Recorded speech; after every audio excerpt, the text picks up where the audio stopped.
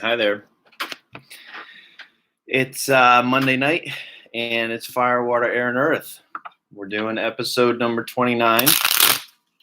And last week I said that I would be using a different deck this week, but I'm going to use the Rider-Waite one more week.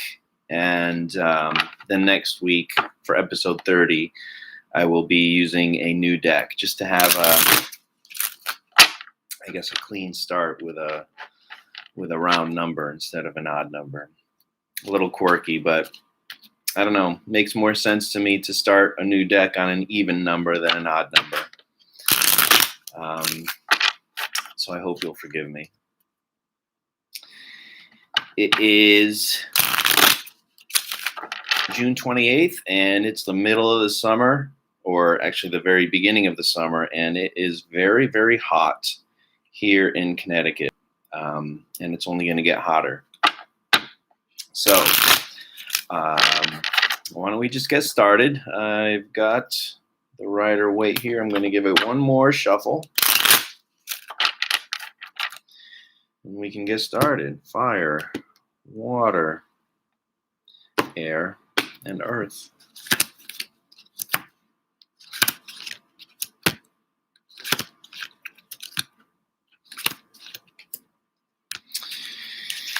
Okie dokie. Let's start with you fire signs. For you fire signs, you've got the Knight of Cups. It usually represents people in our lives. And this one represents a very calm emotion, calm in terms of emotions, very calm, emotional, kind of intuitive type male, and very gentle but strong, a strong gentleness. So this might be representing the energies of someone coming into your life, or the energies that you might want to be bringing into, exhibiting in your life to the people in your life. Someone might need some emotional support, or maybe it's you who needs emotional support. This is the energy of that nurturing, that gentleness, that calm, quiet strength. So for you fire signs, nurture the emotions and make sure that the people around you are people who nurture your emotions and who uplift you and support you and make you feel better when you're feeling down.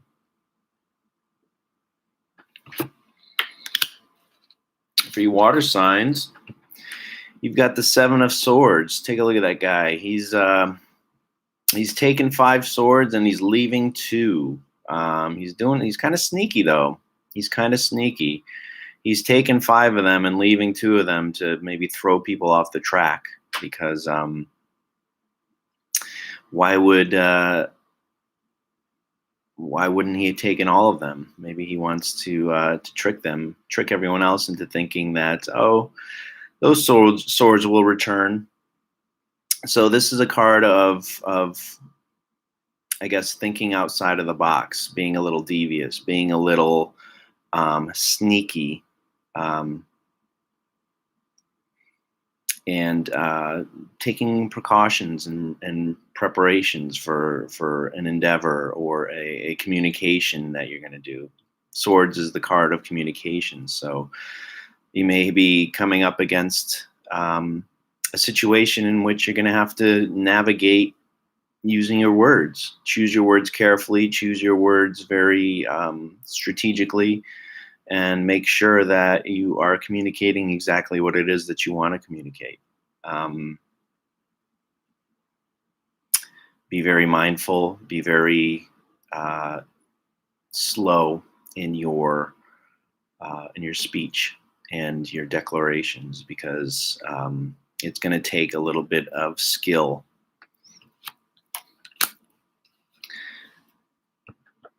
For you air signs, you've got the Two of Swords. Again, another card about communications and thoughts. Air signs, you should probably be bringing someone else on board, talking it over with someone, weighing options, weighing the pros, the cons, the benefits, the detractions, and remain unemotional. This is not an emotional card. Your emotions, which is represented by the moon right there, shouldn't be ruling the day. If you take a look at that woman there, she's kind of blindfolded, and it's like making reference to blind justice. Don't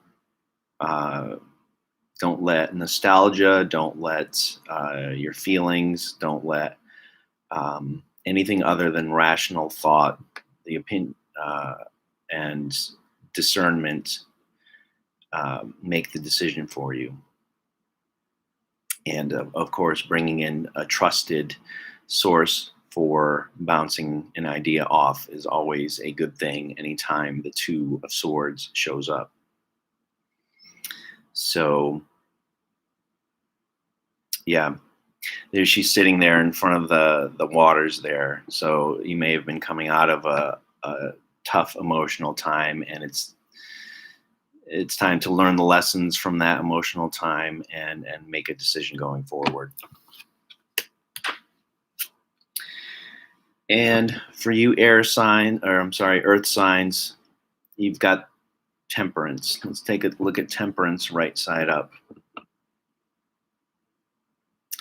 It's a blending. It's kind of taking the lessons that you've learned and applying them to a new aspect of life.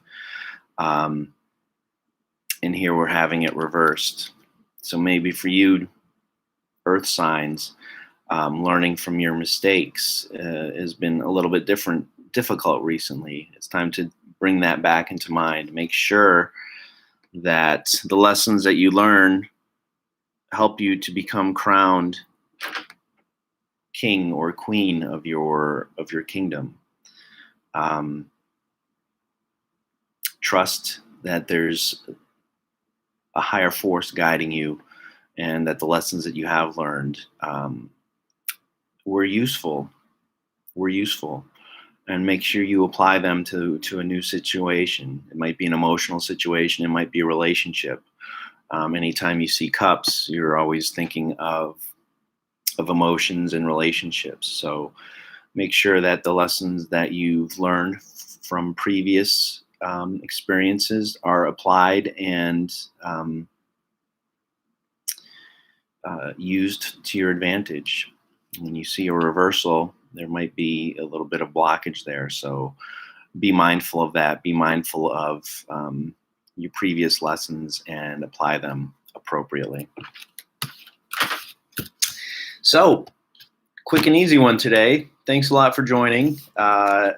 We'll see you again next week at 6:30.